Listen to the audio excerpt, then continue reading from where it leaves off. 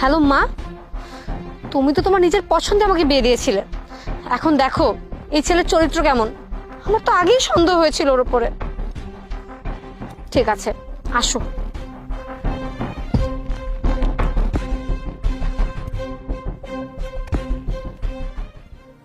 এই কোথায় ও বল।